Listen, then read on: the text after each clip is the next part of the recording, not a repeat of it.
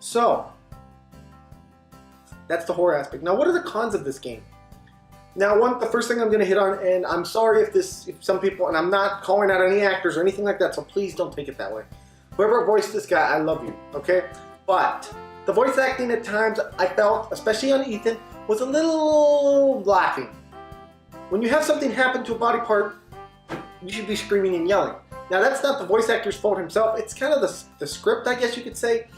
But I thought it could have been a little bit done with a little more emphasis at times. But not really a bad detractor at all. And I'm being very picky here. Now, the other thing.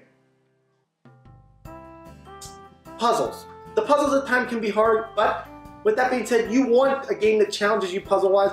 But at times I found myself walking around for 2 to 3 hours not knowing where I was going. So that's kind of disheartening when it happens.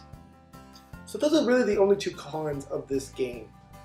So what's it going to get on our Mumbles review? Now, as we all know, it's a 10 out of 10 stars, Mumble stars. So what's it going to get? What's Resident Evil? Resident Evil 7. What's it going to get? I'll tell you what it's going to get. Wait, I gotta, hang on. 9 out of 10, guys. 9, whoop, that's 8. 9 out of 10.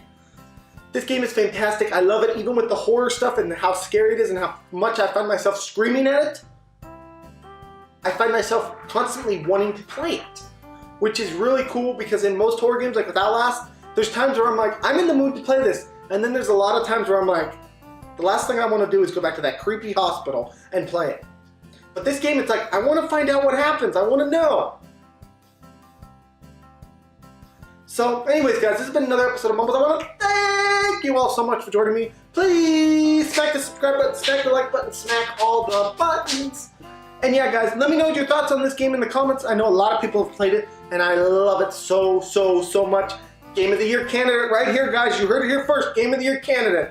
Anyways, guys, it's going to be Mumbles signing off. Have a great day, everyone. Bye.